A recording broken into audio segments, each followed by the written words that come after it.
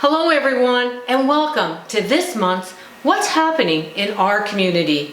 I'm your host Karen Cox, the broker of record at C&Ski Realty, and I'm here today with Gary Sims, the CEO for Grey Bruce Health Services.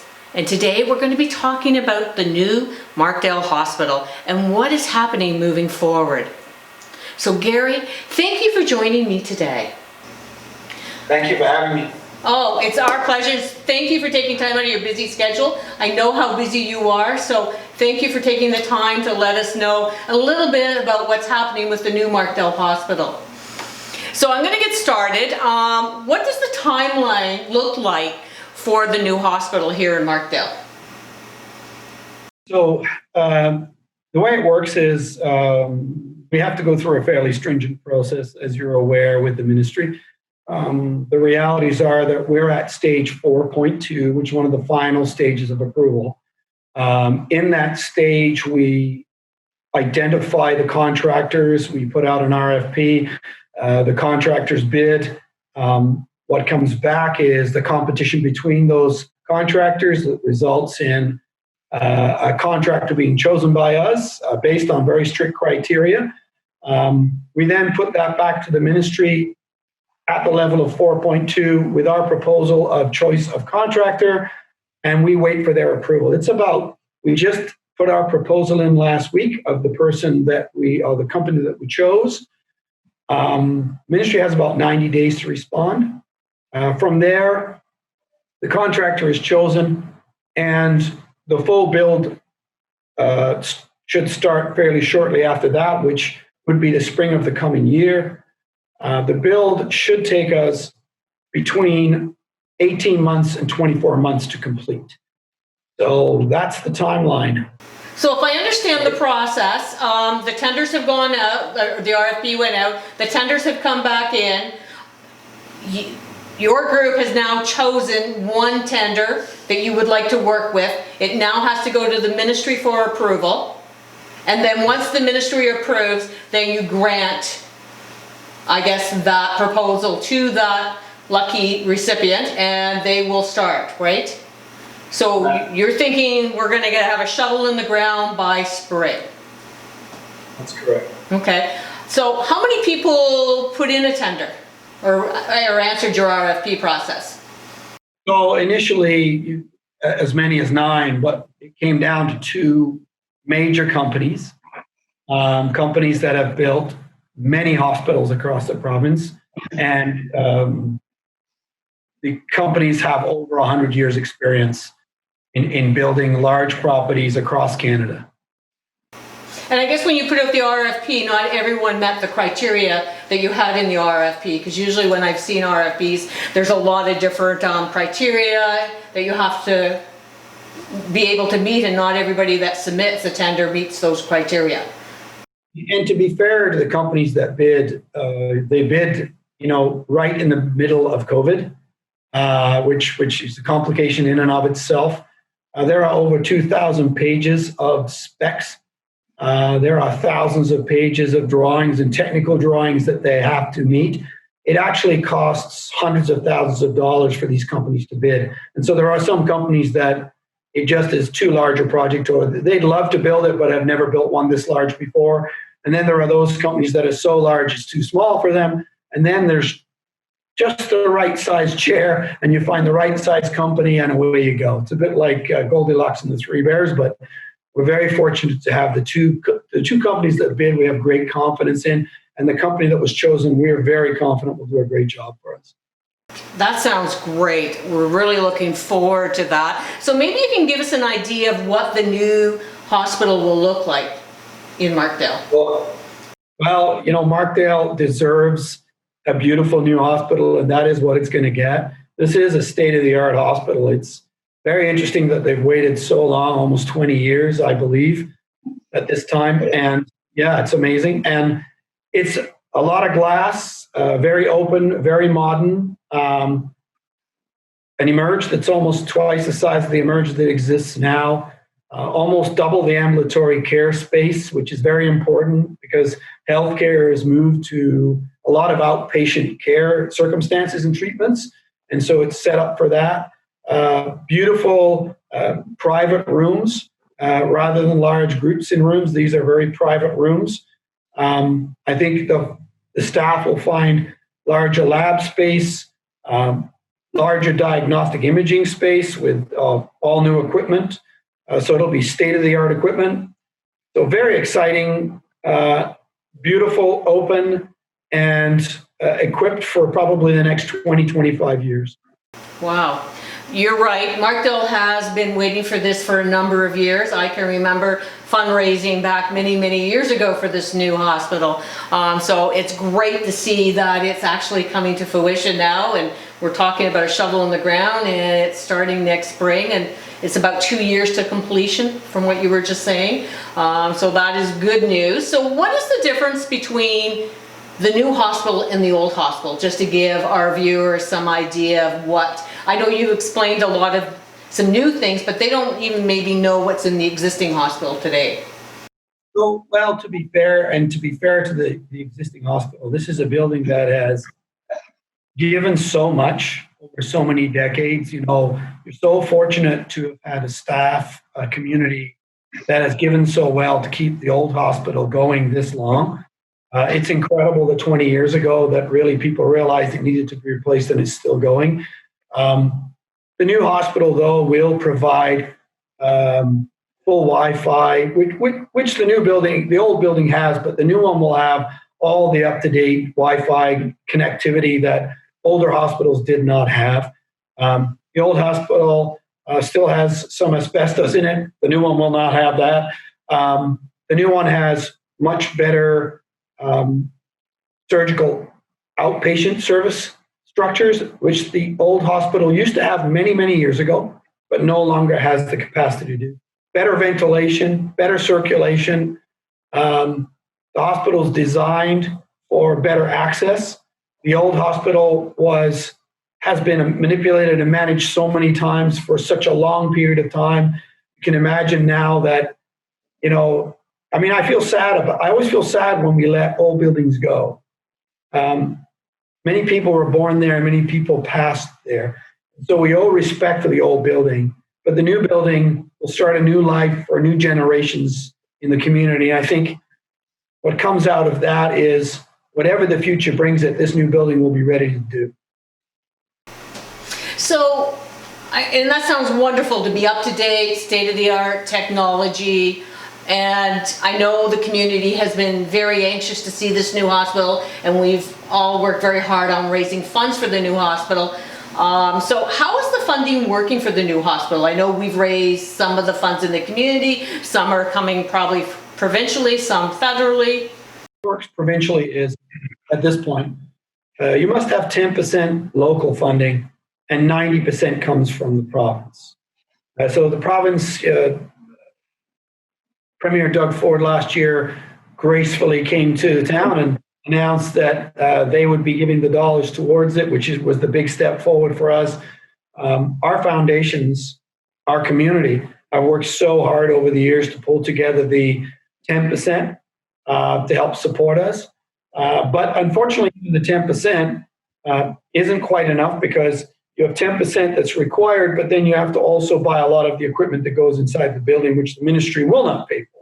And so there are still things that we have to buy, like furniture, some of the equipment. And so the foundation's still working hard to raise funds and will continue to raise funds going forward, but it's split at a 90-10 split. And we're confident that we have those dollars to move forward. And that's a really good point, Gary, about there's a misconception of how these hospitals are funded. I know I've worked on a charity golf tournament for the local foundation, and I was always surprised that the hospital wasn't 100% funded by the government. And I think that was a misconception with a lot of the people I approached for sponsorship for the golf tournament, was that they thought, well, the hospital's supported by the government. Why do you need to raise funds? And so then you start going into about the equipment and the materials and other things that the hospital has to raise funds for. And I think they were really surprised that the local foundation had to raise so much per year as their contribution to the whole Grey Bruce Health Services Foundation to keep this hospital going.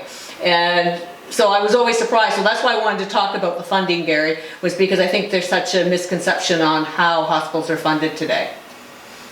Agreed. It's always a complex issue, and I think I have to describe it probably 5 times a year. And it's explaining to people just that that capital purchase stuff is not included, has not been for many, many years now. And it's always a mystery to people. And if you ask private sector company folks, they'll say that is not possible. How could you possibly do that? But it is the way a public healthcare system works, at least the one in Ontario. Yeah, and it was an education for myself when I started working on the charity golf tournament, and I was really quite surprised that the amount that this area needed to raise each year for its contribution to the local hospital. And I think if more people in the community understood that, they would be more willing to open their wallets, especially this year during COVID, because I know it's been very hard for the foundation to raise funds because they haven't been able to do a lot of their normal events. Like I know the golf tournament we normally do, that was a big contributor to the foundation, wasn't able to happen, and same with their silent auctions, and a lot of the events for all the foundations within this area weren't able to raise the funds that they normally do. We rely heavily on the foundation. I'll tell you, people today, 20 years ago, the average amount spent on technology was around 3% of our budget. Today, the estimate is somewhere between 14 to 20%, depending on the type of hospital. And to speak to that, we ask our 5 foundations for somewhere between $4 and $5 million per year. And I will tell you, we just put in one MRI machine, which was basically $5 million. So, when you start to add one piece of equipment that's such high tech, so important, that saves lives every day, but costs that kind of money, it's very difficult for communities, and it's a real challenge for foundations. So whatever people can do to support us, we are grateful.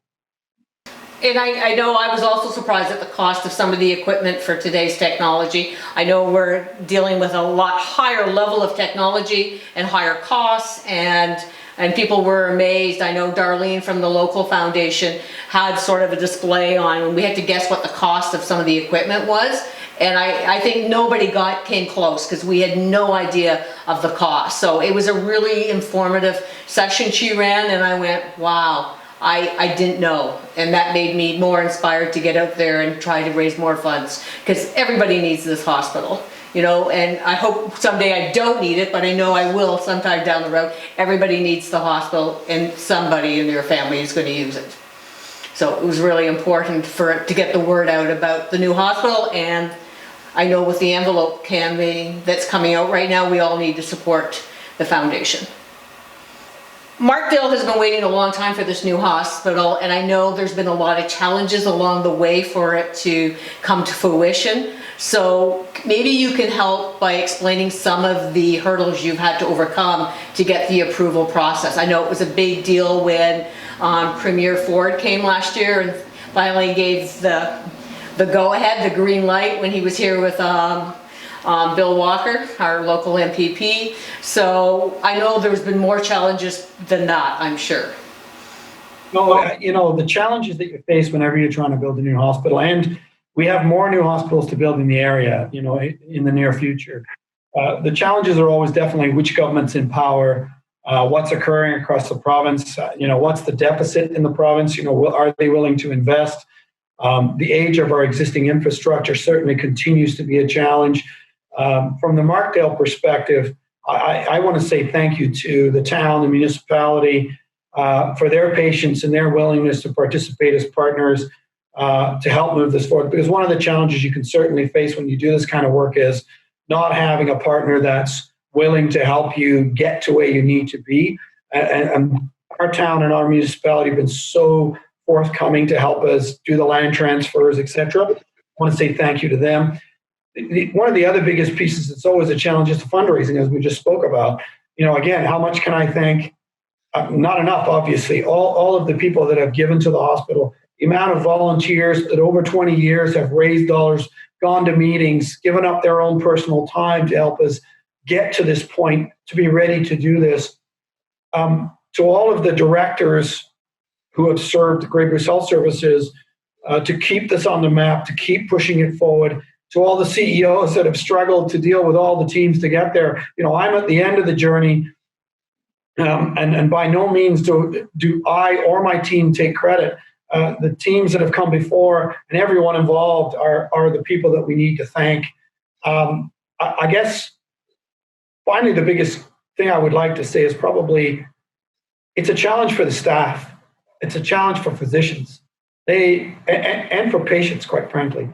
As much as we love the old building, that old building has served its time. And the staff continue every day to work very hard to deal with an environment that is not perfect by any means. And to those people, I would say, hopefully there's a light on the horizon for them. And there's still a lot of work to be done to prepare ourselves to be in the new building. All our workflows will change, all our communication structures will change, our daily habits, which, if you know anything about healthcare, nursing and physicians, it's all about habits, and they like to keep to their habits. And we're asking them to take on that challenge, to grow new ways of doing business every day. And we're moving them into a new century. And that is a challenge that we have yet to overcome together, but we will do it. And I have full faith that what comes out of it will be better for the community, better for the staff, and for all concerned. Well, thank you, Gary. Is there anything else you would like to tell our viewers before we end this conversation? I just want to say, on behalf of the leadership, patience if you can now on the last part of this journey. You've waited a very long time, and we are very, very close. When that final approval comes, we will communicate it clearly. We will have a celebration, and we will come to council. We will come to the community, and we'll lay out the specifics of next steps, the timelines, and hopefully give regular updates to people so that they can see clearly how we're progressing and the work that we're doing. So please be patient with us as we do this in the next year or two. We're very excited, and we're really happy to be able to serve you. Well, thank you, Gary. I'm looking forward to celebrating the opening of the new hospital. It'll be a great celebration, and I'm sure there's many community members that are looking forward to that too. And you're right. I think this community's been very patient and have had their fingers crossed and are looking forward to it all. So I just want to thank you again for speaking with us today about the new hospital here in Markdale, and we're looking forward to the doors opening. So thank you for taking the time out of your busy schedule, and I look forward to talking to you later on about how the hospital, the build is developing. Thank you so much, and stay safe. Okay, thank you. Well, that's it for today. We invite you to tell us what sort of topics you'd like to hear about and what guests you'd like to see on the next What's Happening episode next month. You can contact us on any of our social media accounts, as well as you can email us at info@seeandskirealty.ca. We're also very excited to share that you can enjoy this content everywhere you listen to your favorite podcasts. Episodes can be viewed on all of our social media accounts. You can also visit seeandskirealty.ca/what's happening, where you can watch all of our episodes or subscribe to our YouTube channel to stay up to date with our new episodes. Our next episode will air on Wednesday, December 30th, so stay tuned to see what's happening in our community. Thank you for tuning in today, and we'll talk to you soon.